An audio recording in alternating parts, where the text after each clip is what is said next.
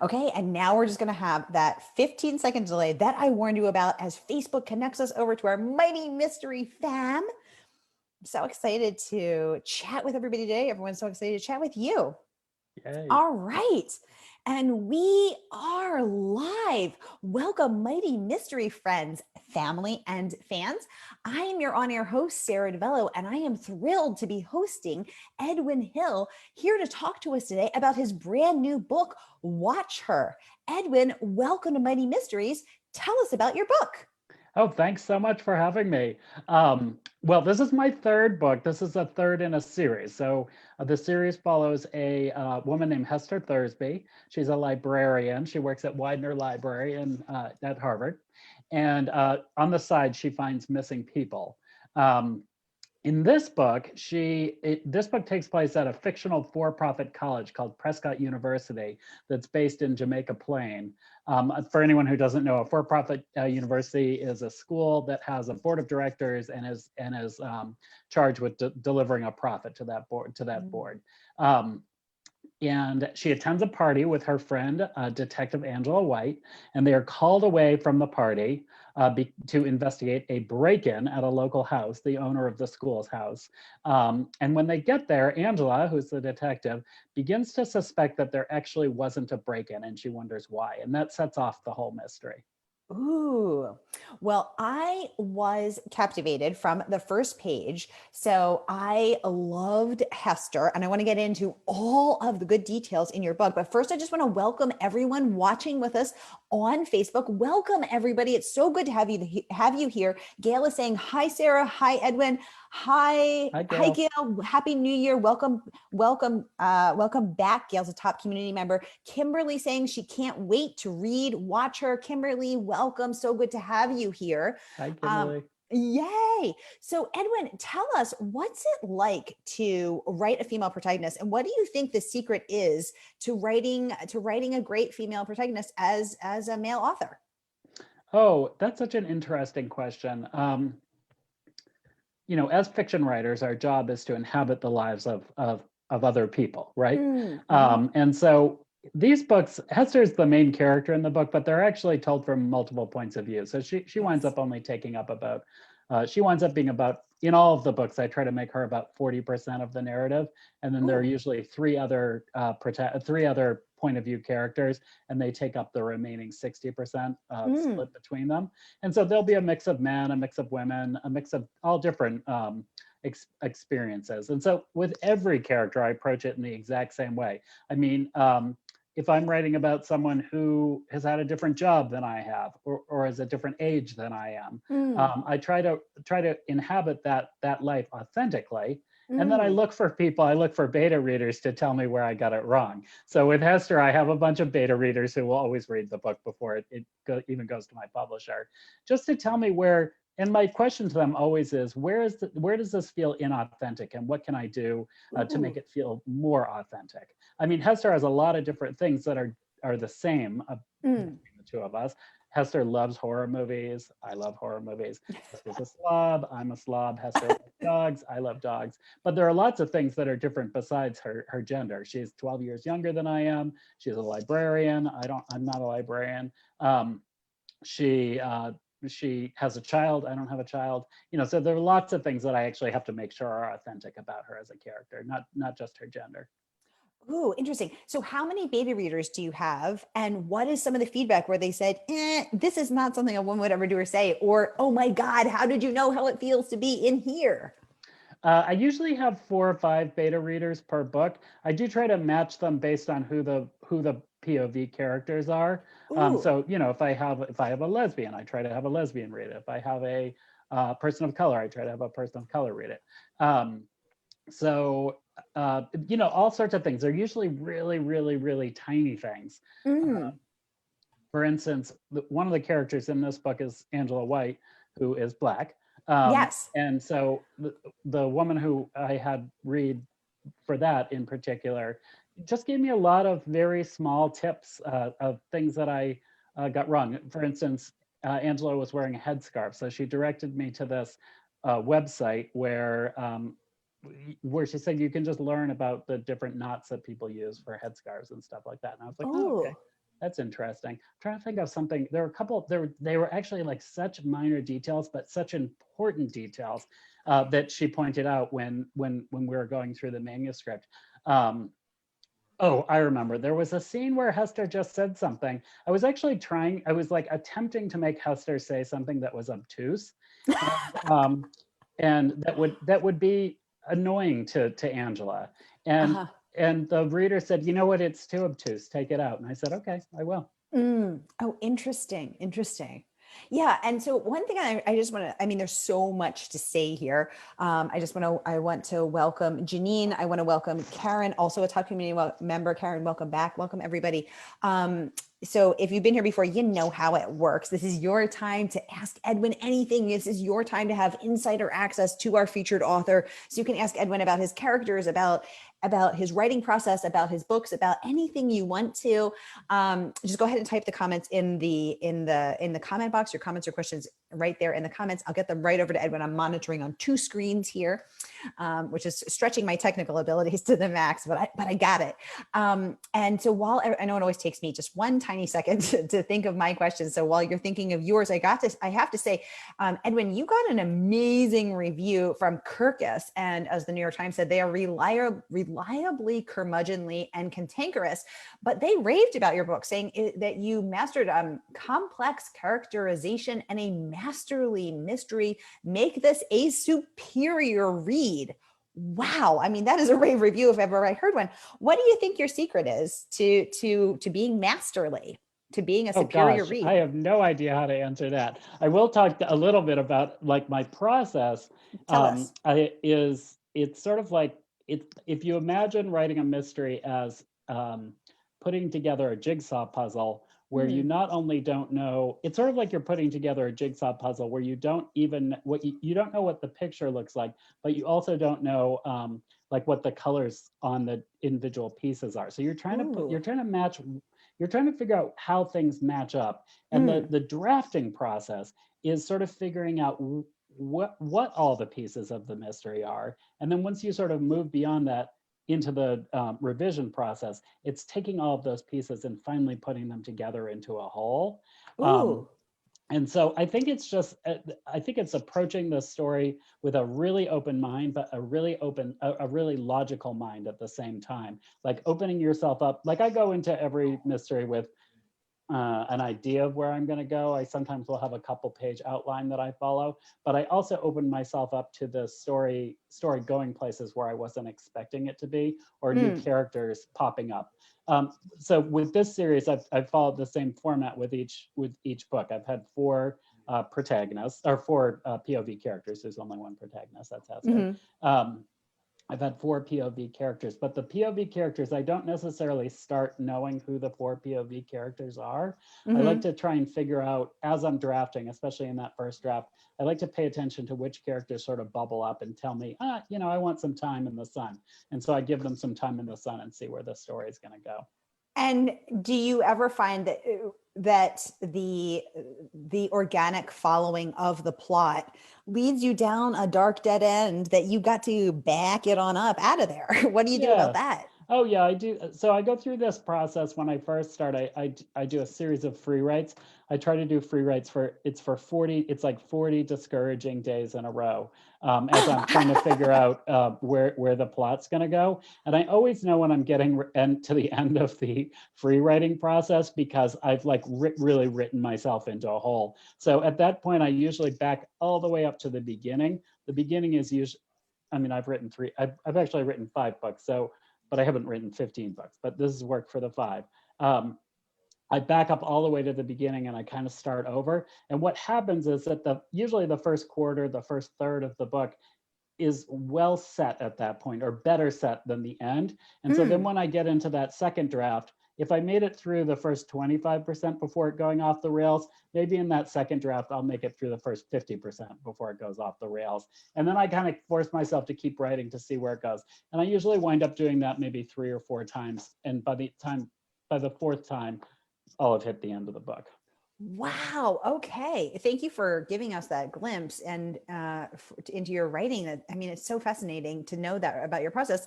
and also gives me as a writer hope because I find myself stuck all the time. And so it's good to know that it is possible to get Oh my through gosh. them. I mean, I feel like writing, I tell this to my students. I teach at Emerson College. Yeah. Writing is just a series of problem solving exercises. And so you just have to look at what you're Ooh. doing.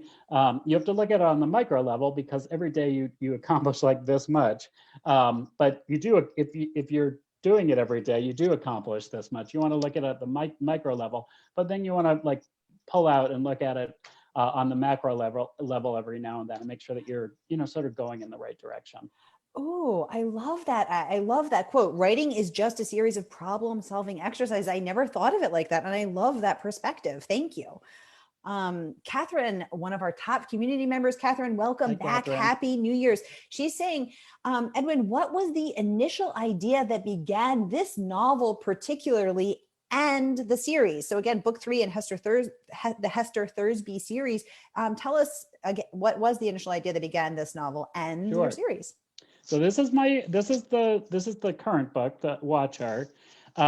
Interesting. I mean, this is another tip: never throw anything away. So when I wrote my first book, which is this one, it had a subplot about a for-profit college that was sort of run by a family, and the for-profit college was going under. And so when I went to sell that book, we cut that subplot. And so that wound up being, it actually was quite a bit of the manuscript. And so I had that on the side, and we went forward with that first book without that subplot. But when I went to start my third book, I thought, let's see if I can turn that into something. And so that was, that's a long way of saying don't ever throw anything away. But the for-profit colleges they sort of fascinate me because I worked in college publishing for many, many years. And so we would sell books and materials to the for-profit arena. And it's an interesting group of schools. They're very, very good for-profit schools. But about 5 years ago, there was one called the Corinthian system. It was a nationwide system of colleges. And it went in the space of about 6 weeks, it went completely bust.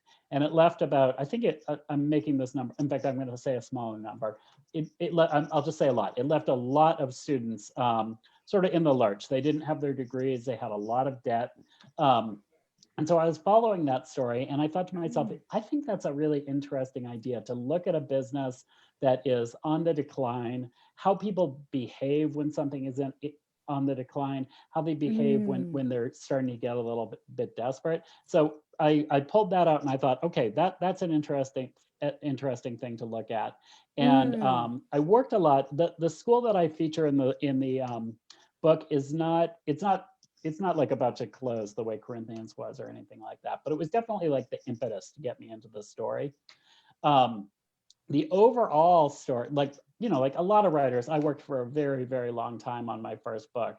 I wrote another book I went to Emerson for my MFA, and I wrote a manuscript there, and I got an agent right out of my MFA program, and it was a big fancy agent in New York. This was in the early 2000s, and we shopped that book all around, and it didn't sell, and I got very, very discouraged, and I also was completely broke because I had just gone to grad school. So I decided I was going to focus on my career. I got a job at Houghton Mifflin, a local publisher, and I focused on my publishing career for many years.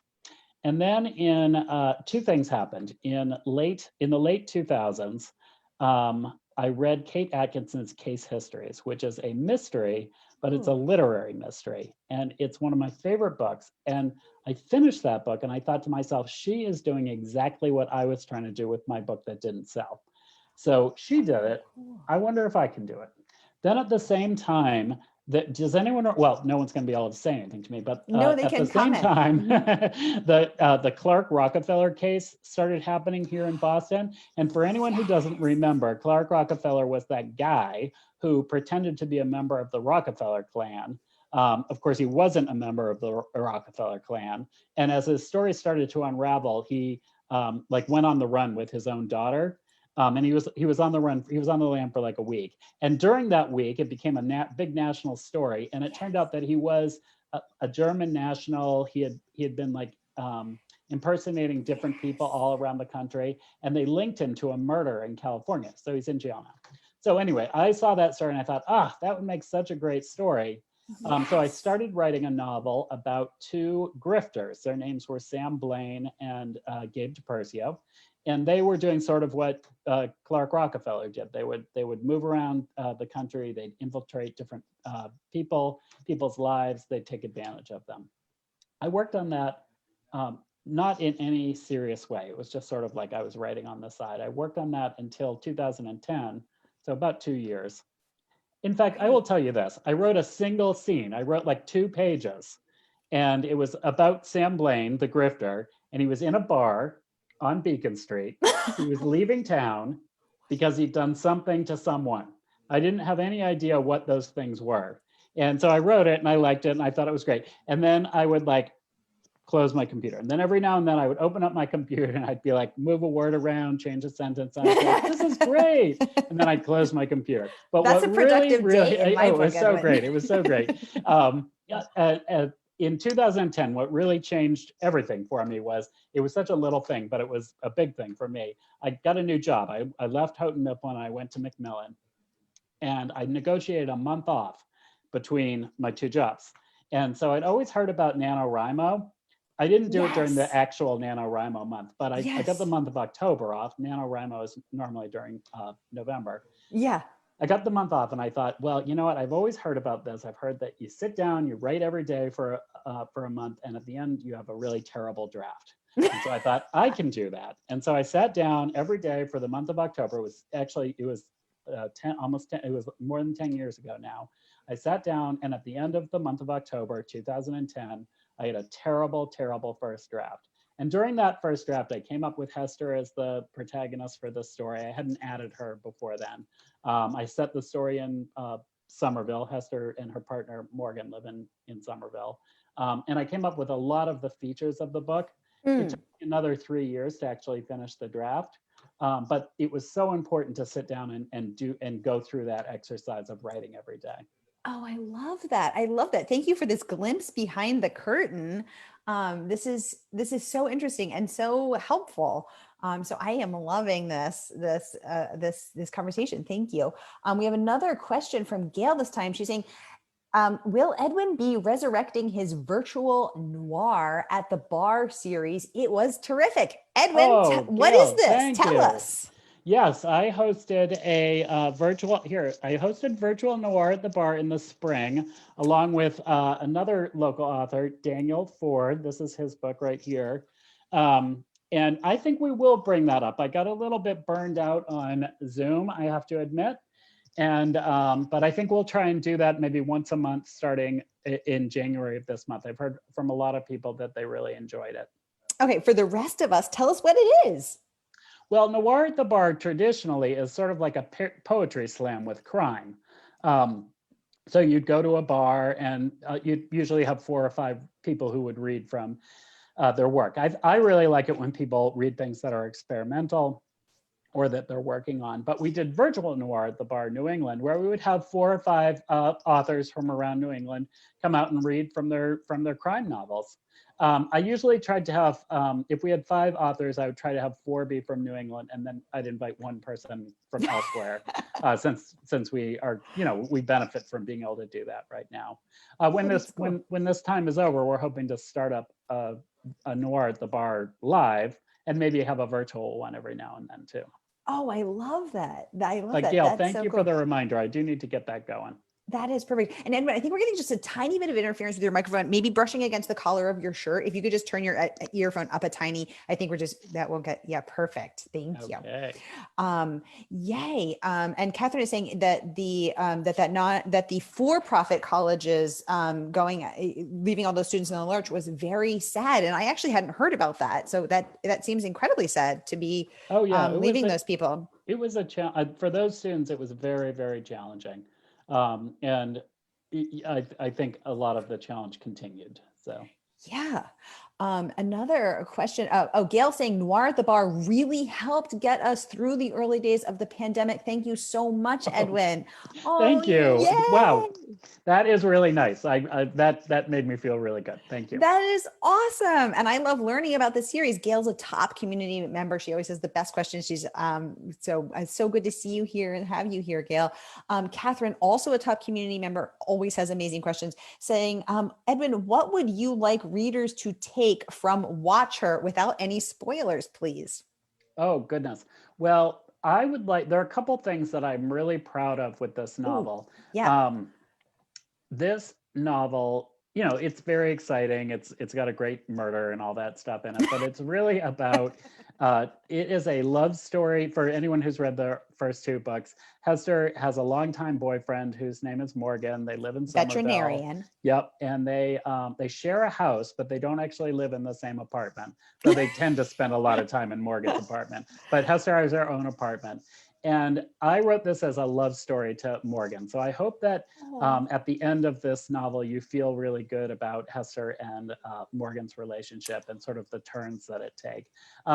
One of the things that this whole series is about, it's about the families that we create and the families that we have. Yes. And one thing I've loved the way it's evolved. Hester and Morgan, they both are a little prickly. They sort of like to say that they don't like other people, but in reality, you'll see throughout the series that they're always opening their home to both humans and animals. And so they're always having, Morgan's a veterinarian for anyone who hasn't read it. So they're always, they sort of collect this group of people as the series goes on. And I liked the people that they added to their, not in a creepy way, in a good way. I liked the characters that they added to their collection this time. And I liked the dogs that they added to their collection as well this time. And a 6-foot iguana. And an iguana named Ian. Yeah, because I was trying to picture myself be as compassionate and loving to that iguana as they were, and I was struggling, Edwin. I'm afraid of scaly creatures. Catherine saying she loves that description. Me too, Catherine. Thank you.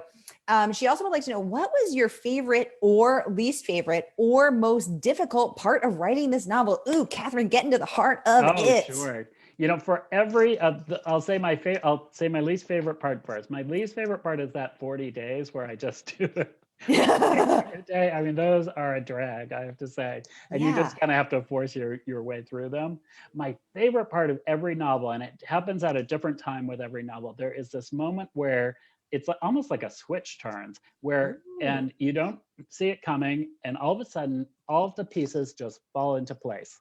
And all of a sudden you start seeing these little connections and you start tightening them. That's when you start working on your themes. Like this book has a theme. This book has a theme of mothers and daughters. There are a lot of mother and daughter relationships.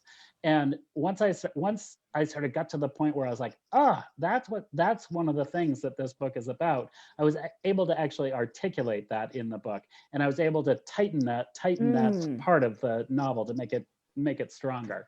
So that's my absolute favorite. And ideally, I work on a deadline because my publisher needs the product from me.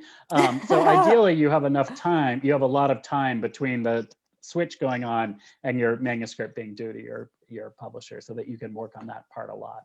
I love that. Yeah. How long did it take you start to finish to write this one? This one took a little while because I was still working full time at Macmillan at the time, and that job had become it was always very demanding. But once I sort of became a published author and I was the vice president, it became it just became very challenging to balance my work day, my day job, and my side job. And so, but once I wound up leaving Macmillan to pursue writing full time. And once I did that, it was much easier. Yeah, you're getting thumbs up and support from Facebook on that. Thank you. Living the dream, do it. I love this question. Another good one from Catherine. Did you do some research for the novel? Walk us through that. Yeah, because you do there's a lot in there about Jamaica Plain, about the history of for-profit colleges, which I actually had never realized there was a difference. It just didn't ever occur to me whether colleges were for-profit or nonprofit. Animals, I mean, librarians, Harvard. I mean, there's a lot in there, missing persons, police, procedural. Tell us about your research process. So I would actually, there are a few areas where I did a lot of research or did some research. For-profit colleges, I definitely did a lot of reading up on that. I followed the Corinthian colleges. I just kind of read about different models here and there to see what the schools were like. Again, I worked with a lot of these schools as part of my day job for many years, so that was helpful as well. I went to Widener to meet with a wonderful librarian there who showed me through the library. It's a very historical place if you've never been there. And then she recommended a book about the history of Widener. So I incorporated a lot of that as well.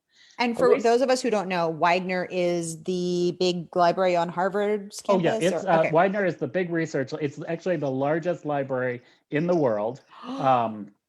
And it was built right after the Titanic sank. There's a little bit of the history in there. It was built by one of the people who died on the Titanic was a guy named Harry Widener, and his mother was very wealthy, and so she built the Widener Library in his name, and so it's called the Harry Widener Library. When you walk into Widener, it's beautiful. It's all done up in marble, and you walk straight toward this room. It's called Harry's. I think it's sorry, I'm going to get all of these names wrong. It's been a little while, but Harry's reading room, and it's basically Harry's private library. And there's a big portrait of him. Anyway, so I learned all of this. Wait, but he died. He died. Yes, he died on the Titanic. But she did this room for him. Exactly. Oh. So, and it's a beautiful building. Police procedural is interesting. I mean, I have watched a ton of Law and Order, so which I know is like sometimes wrong, but it's sometimes right. So this is true for all research. When I write books, I try not to get hung up on research while I'm drafting, but then I'll go back and figure out what I don't know, and I'll try and put that in later. So like when I'm writing police procedure, especially in a draft, what I'll do is I'll just write what I think is right. And I'll write the book based on what I think is right. Then I have a police officer who, his name is Bruce Coffin. He writes a terrific series. Which I can show you his latest book. It's right here. Oh, yay. So Bruce Coffin used to be a police officer up in Portland. And so I'll go through with him, and I'll just kind of go through the procedural parts in the book and ask him if I got things right. And again, just like with my beta readers, he'll just kind of direct me here and there to make sure that I'm getting the small details right. And how do you know Bruce?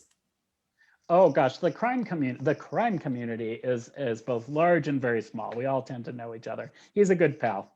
Oh, yay. I met him last year in the days of yore when people could still gather in person at conferences at Crime Bake New England. And he was just so great. Yeah. And actually, I'm hosting him at the South End Library where I'm on the board in next Tuesday, the 12th. Oh, that's awesome. Were you at the Crime Bake last year? Yeah. Oh, well, I wish we had met. We must have, there was strangers passing in the night. Absolutely. Yeah. But it's so funny because his name is Coffin. So if your name is Coffin, like what, you kind of have to be a police, a law enforcement officer, or maybe an undertaker. Yeah. And he has this very deep bass voice, and he's so funny. Oh my God, I love Bruce. We've got to get him on here. He's great. That's so funny. So he walks you through it and tells you. Okay, cool. Karen, good question. She says she loves how you talk about writing and it is inspiring her. Oh, Karen, I love that. That's so fantastic. So Edwin is not only an incredible writer, he's also a writing teacher. So Edwin, do you feel like like a lot of your students or, people that you meet are inspired by how you talk about writing? Well, I hope so. I mean, what I'll say about writing is that you have to work on it every day. And it's just like any other job. It can be really frustrating sometimes, and it can be really rewarding at other times.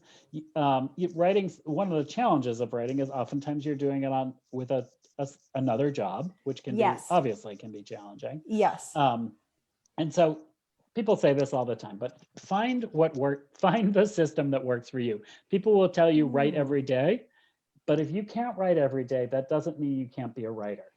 Find a Yes. system that works for you. So if you can write every weekend, or if you can write on Saturdays, if you can write an hour for Saturday, that's Mm, fine. But just find the system that works for you. And I always say, the other thing that I always say to people is come up with goals, make mm, them extremely achievable, and then mm-hmm, try to beat them. So if you can set a goal of writing 200 words a day, which is about 2/3 of a page, mm-hmm. that's great. Now try and write 220 words every day, which is just an extra sentence.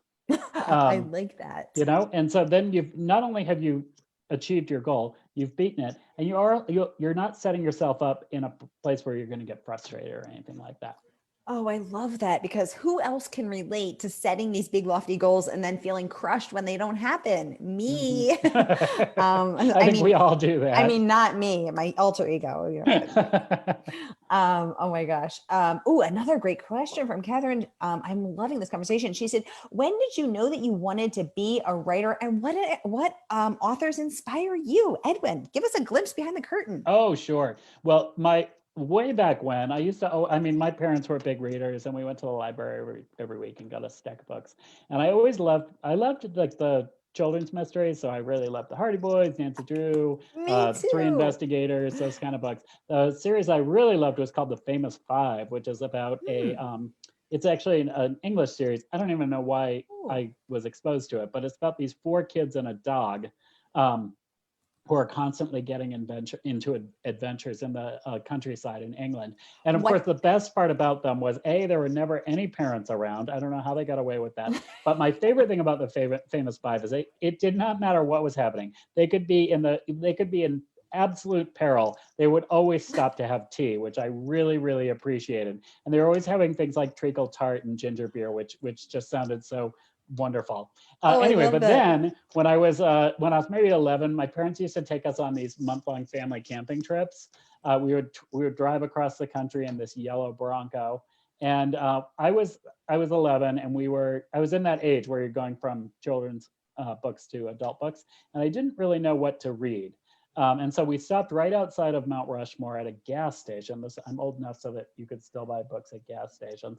Um, and they bought me a copy of The Seven Dials Mystery by Agatha Christie, Ooh. which is one of her early books. It's set in a manor house.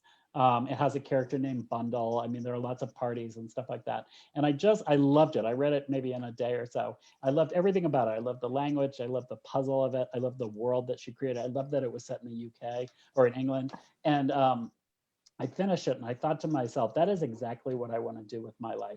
And it took me 35 years to teach myself how to do it, but I did eventually teach myself how to do it.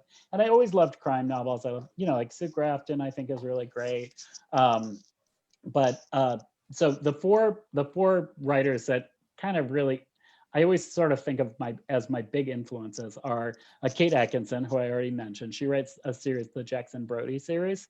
Uh-huh. Um, Very literary, very character driven. I love Laura Littman, who writes a lot of books set in Baltimore, and I love the settings that she comes up. She also has great characters, but the setting and the way she uses Baltimore as a character in her novels is wonderful. Tana French, who writes a series set Yes. in Ireland, the Island. Dublin Yeah. Murder Squad series. She does great procedurals, but I also love how all of her novels interlock with each other. Ooh. And then the last one is Louise Penny, who writes a series set in southern Quebec. And I love that her books are about community, and I really like to bring that idea of community into my novels as well.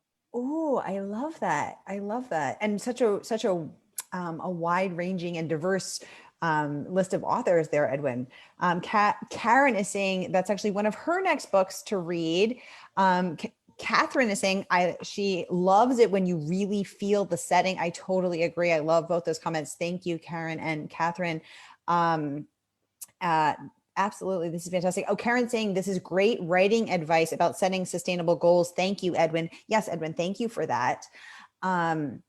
Speaking of a diverse range of books, one thing that really struck me as I was reading this book is how wonderfully diverse and inclusive it is. So you have a female protagonist in a non-marital long-term partnership. You have a Black female gay lead protagonist, also Angela White, and her partner. Both of whom are therapists, and I love that detail of how they both sort of like. Sorry, she's married to a therapist whose ex is a therapist, and so they sort of overanalyze each other. I loved the dynamic there.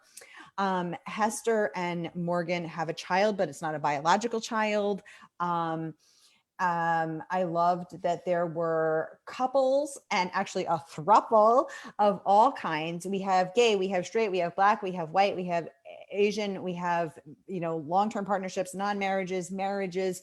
Edwin, you wrote a book that reflects the world out there as we see it, at least as I see it, living in a diverse area. And I really appreciated that about your book, about how you took the time and care to really make sure that everyone could see themselves on the page, because not everybody does that. And I think that everybody deserves to see themselves on the page, on the screen, on the stage, as full-bodied characters, complex characters. And I really thought you did that so well and so sensitively. Thank you. So I just really want to honor that.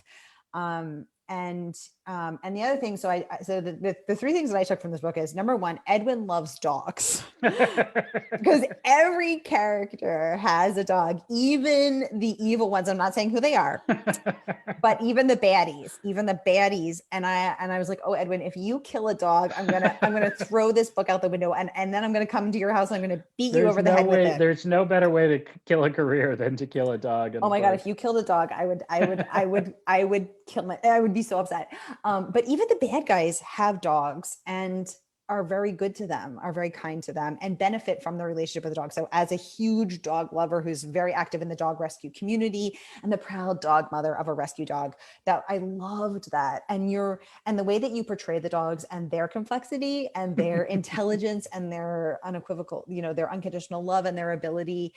You love animals, and I can tell that. And you really love dogs. Number two, you love Boston. And you have a deep respect for Boston and Roslindale and Jamaica Plain, and for the history of the city and Harvard and the history of these buildings, and research and librarians, which I do too. I'm a huge library nerd, which is why I'm on the board of my little local library. Mm-hmm. And number three, you have a commitment to, again, making sure that everybody sees themselves on the page. What else do you wish that people would take from this book? What did I miss? Actually, you summed that up pretty well. I do love dogs. No, but the dog thing, I do like to bring a lot of dogs into the story, and I like to use animals to sort of illuminate characters. There's a dog in this book that had appeared in the last book for the first time called George, and George is one of those characters who appeared out of nowhere for me, the author, and then he has just a tiny little role in The Missing Ones, which is this book. He appears toward the end of that book. Oh, and when that blurred a little bit, can you just hold it up one more time? Sorry. It just takes a minute to focus. There we go. Yes, perfect. Thank you.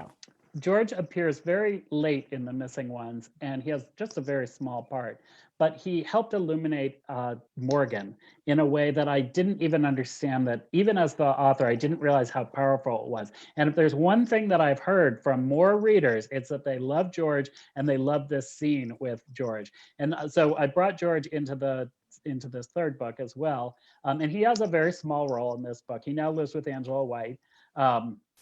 And he helps illuminate Angela at the very end of the book in a way that I was very proud of. But I do, I try to write books that represent the world that we live in. Yes. I try to do justice to the characters the best that I can. And I try to make them as fully realized as possible. Angela White is actually a good example of a character who, so she appeared in the first book, in Little Comfort, in the last third of the book. And she just appeared out of necessity because there was a murder and we needed a detective to investigate it. And for a while, she didn't even have a name. And then I started to sort of fill her out and add little things about her here and there. And then all of a sudden I gave her a couple different scenes, and those scenes grew. And she wound up having maybe 4 or 5 scenes in that book. Again, readers really liked her. I would talk to people and they'd be like, we love that Angela White. My dad was like, she's very likable. Yeah. And so then I was working on my second book and I was like, oh, I'll weave her into this one. So I gave her a bigger but not huge role in the second book. And in this book, I really wanted to give her a due, and I wanted her to be a fully realized person. I wanted to make sure that her marriage had its good sides, its bad sides. And so, I scruffed her up a little bit. I wanted to make sure that she brought secrets to the table as well. Everyone in my books has a secret, and no one always, and this is true of life, right? No one ever tells the whole truth about anything. And Edwin, that's what we learn about. That's what we learn about all of these characters. And I wanted to make sure that Angela had her own secret that she brought to the table as well. Angela does have a secret. Yes, she does. A secret. One of the things I really loved about Angela was the dynamic between her and her wife and her ex-partner, again, both of whom are therapists. The other thing I think that was that I really appreciated is, Edwin, you're funny. You write funny well. A lot of this book takes place on April 1st, April Fool's Day. And I actually laughed out loud at the scene between Angela and her wife, when her wife and their kid play a little practical joke on Angela. And I first felt my blood pressure skyrocket, as Angela does, and then deflate when I realized it was a joke. And then I was howling with laughter because I was like, oh my God, I would feel the exact same way. So you're really funny, and have a very dry, witty sense of humor. And the other thing I wanted to say I forgot was that again, the theme of family is not always who you're born to, who your blood is, it's who you choose. And that really came through so well and so beautifully. Thank you. Gail saying Louise Penny is so nice in person. Gail, that's so good to know. I have never met her, so that's fantastic. She is a real sweetheart. Catherine would like to know, what books are on your TBR pile? Yes, we need to know about your TBR pile. Is it the next ton of French? What's going on over there? I am going to read the next ton of French. I'm actually reading I have a couple books that I'm doing blurbs for right now. So I'm working through those. Any you can tell us about? No, not right now. Oh, I can tell you about this one. This is by, what did I do with it? Shoot. Well, if I can find it, I will tell you. But I will say, you know who's a really great author? I'm reading this book right now. Oop, everything's falling. And this is called by Joanna Schaffhausen, All the Best Lies. Yes. And she has basset hounds, and she loves those bassets. Exactly. And I love bassets. That's the third book in that series, which is a terrific series about it's a police procedural about a woman who was kidnapped when she was young. And then now it's many years later, and she's still sort of working through that grief. This one that I just held up was really interesting because it deals with the DNA, sort of the DNA thing that's happening, where you send your DNA in and then you find out that someone was a murderer. Yeah. So and then she has a fourth one coming out at the end of the month. I can't remember the title, but with that series, I would start all the way at the beginning with a book called The Vanishing Season. Oh, cool. Okay, good. So anything else you want to share? Oh my gosh, I can't think of anything right now, but if I think of anything, I will let you know. I just came off a huge reading project that lasted all year last year. And it was, so I'm just getting back into sort of personal reading, and I have to sort of reacquaint myself with what's out there. Yeah, exactly. Charles saying, terrific interview and congratulations, Edwin. Charles, thank you so much for joining us and for the kind words. Thank you. Marilyn, hi, welcome.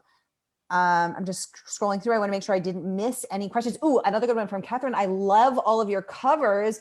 Did you have input into the cover design and titles? Edwin, hold up your book's cover. Well, you can also see it right behind me. Tell us the story of this cover and the story of this title, and then your other two mysteries as well. Sure. It's an interesting process because your publisher, in traditional publishing, the cover is like everything, so they control it. The cover is like what they sell the book with. But what my publisher does, which is really, really nice, is that at the beginning of the process, he says, send me images that inspire you for this book. So for this book, Ooh. this book takes place from March 31st to April, I think it ends on April 2nd. Yeah. And so anyone who lives in Boston knows that that's a cold, wet time of the year. And so I was thinking, this is a very wet book. And so I sent him pictures of sort of like this. I sent pictures of where water is streaming off of glass and things like that. And a lot of the action takes place around Jamaica Pond. So I wanted to incorporate water as well. Yes. And then so I send those off, and then he sends me, they do what they do. There are like a million conversations that you as the author are not part of as they review this. And then he sent it to me. And I will tell you, this is like the things that you get so crazy as a writer. But I was like, this woman right here. Yeah. I was like, she had this long flowing hair. And I was like, Hester Thursby would never have long flowing hair. She wears her hair in a ponytail. And so I was like, can you change that? And I saw this like very short, terse email to the cover designer, give her a ponytail. Eek. Oh my gosh. So wait, so this was the first draft of the cover minus the flowing hair. This is it. I never see the first draft. So then they send it to me and they say, do you like this or not? And I either say yes or no. And I had a few little comments on this one, but I loved the direction that it was going in. And I thought it was very compelling. I really like, if you look at this, you can, I don't know if you can see it, but they sort of smeared the letters. Yes. So it looks like they're dripping, which is really, really fun. That is fun. Yeah, you can see it right over the N over her head. Yeah. So then this is my second book, The Missing Ones. And that one takes place, each of them takes place in a different season. So the current one takes place in spring, the missing one takes place in fall, and Little Comfort takes place in winter. And so for The Missing Ones, I wanted it takes place on an island off the coast of Maine. So I wanted it to feel very desolate and just very creepy. So I thought they did a really great job with that. And then of course, the first one is in winter, and I just wanted it to look like winter. I love this blood on the yeah, that's gorgeous. Yep. It's just, anyway, so so they do a really good job. If I really, really, really, really hate it, they'll listen to my objection. But in general, I think they do a great job with covers. Has it happened that you hated one? No, not yet. Okay, good. Sharon is saying she loves this new cover. Catherine is saying it's great. The cover shows her accurately. Amen. We need to see Hester with a ponytail, not some flowing girl hair.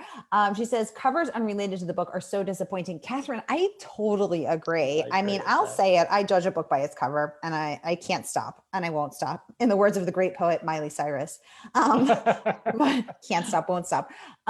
But it's so true. And it's the worst when the cover doesn't align and you're like, that is not how she looks. Like there's no, stream, there's no waterfall. Like what? It's just like, you're upset about it. So I totally agree. I just want to make sure I'm not missing anybody's questions. Julie, welcome. Marion, welcome. Just making sure I'm not missing anybody's questions. David, welcome. Hi, everybody. Well, thank you all for these wonderful, wonderful questions. If you have any last questions with Edwin, I see we've already gone over our time, but this has been a lively conversation and we couldn't stop the organic flow of this. So Edwin, I just want to thank you for coming on A Mighty Blaze. Thanks so much for having me. As you know, we have, or as you may know, we have a very special partnership with bookshop.org, which supports independent bookstores. And tragically, one independent bookstore a week has gone out of business since the pandemic descended. So if we want to have independent bookstores when we come out of this, and we want to have places to browse and smell the sweet scent of fresh pages and fresh ink and have a cup of coffee and browse the shelves, which is a pleasure that I know I want to have, we've got to support indies. So you can buy Edwin's book today through bookshop.org and support indies and get the latest Hester Thursby story. So this is a win-win-win-win-win situation. My partner in crime is going to post the link in the comments and I'll pin it to the top. So scoop up this delicious book today. Kimberly saying, in the words of the great poet Miley Cyrus, ha, ha, ha. Kimberly, I love it. Gail saying, thank you both. Catherine saying, great interview, Sara and Edwin. Thank you, Gail. Thank you, Catherine. You are both such treasured members of our community here. I love having you both. I love your questions. Kimberly saying, terrific interview. Thank you, Edwin and Sara. Karen saying, thank you, great interview. Thank you guys all for being here, each and every one of you. Thank you for your thoughtful, mind invigorating questions that I have learned so much, and I have so enjoyed this. So thank you all for joining us, and we will see you next week right here on A Mighty Blaze. Edwin, congratulations on your brand new book, and we can't wait to see what happens to Hester next. Thank you so much. Thanks for having me, and thanks everyone for coming. It was great to chat with you. Yay. Okay, everybody, have a great day.